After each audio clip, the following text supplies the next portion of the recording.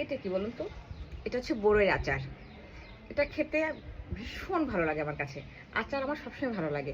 যখন স্কুল কিংবা কলেজে পড়তাম, তখন কিন্তু মানে এমনিতে আমি আচার ভীষণ পছন্দ করি। একটা মামা পেয়েছিলাম আরকি কলেজে, স্কুলে। তো ওই কলেজে একটা মামা ছিল বেশ বয়স্ক। আমের আচার, চালতার আচার আর তেঁতুলের আচার। উফ! কি বলবো? বাবা রোজ ৳১০ করে দিত। বেশি দিতে পারত না। বাবা তো টিচার মানুষ। এত টাকা কোথায় পাবে? আমরা তো হিসেবের মধ্যে বড় হয়েছি। আমরা ৩ বোন ১ ভাই। তো বাবা সবাইকে কিন্তু মানে এমনভাবে যত্ন করে বড় করেছে, আমাদের অভাব বুঝতে দেয়নি। যদিও বাবা টিচার হলেও হিসেবের মধ্যে আমরা বড় হয়েছি। তো ওই ৳১০ র জন্য ব্যাকুল হয়ে থাকতাম। বাবা কখন ৳১০ দিবে? আর কখন আমি আচারটা খাবো? কলেজ ছুটি নাই হইতেই আচারের দোকানে হাজির আমি।